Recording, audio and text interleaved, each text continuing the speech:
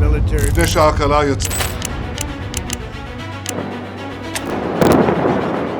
আকাশে হঠাৎ বিস্ফোরণের ঝলক, তারপর নেমে আসে ধোঁয়ার কালো রেখা। কয়েক মুহূর্তেই ছড়িয়ে পড়ে নতুন এক দাবি। টার্গেট ছিল অত্যাধুনিক মার্কিন যুদ্ধবিমান। ইরানের আধা সামরিক বাহিনী Islamic Revolutionary Guard Corps IRGC জানায়, তারা যুক্তরাষ্ট্রের দ্বিতীয় আরেকটি F-35 লাইটনিং যুদ্ধবিমান ভূপাতিত করেছে। IRGC নিয়ন্ত্রিত ফার্স্ট নিউজ এজেন্সির একটি টেলিগ্রাম পোস্টের বরাতে জানা যায়, মধ্য ইরানের আকাশে উড়ন্ত অবস্থায় বিমানটিকে লক্ষ্য করে চালানো হয় গুলি। পোস্টে আরও জানানো হয়, যুদ্ধবিমানটি পুরোপুরি ধ্বংস হয়ে গেছে। বিমানটি মারাত্মকভাবে ক্ষতিগ্রস্ত হওয়ায় পাইলট সম্পর্কে তাৎক্ষণিকভাবে কোনো তথ্য পাওয়া সম্ভব হয়নি। তবে বার্তা সংস্থা তাসনিম নিউজ জানায়, যুক্তরাষ্ট্র পাইলটকে উদ্ধারের চেষ্টা চালাচ্ছে। সংবাদ মাধ্যম আল জাজিরার প্রতিবেদনেও প্রকাশ পেয়েছে এ তথ্য।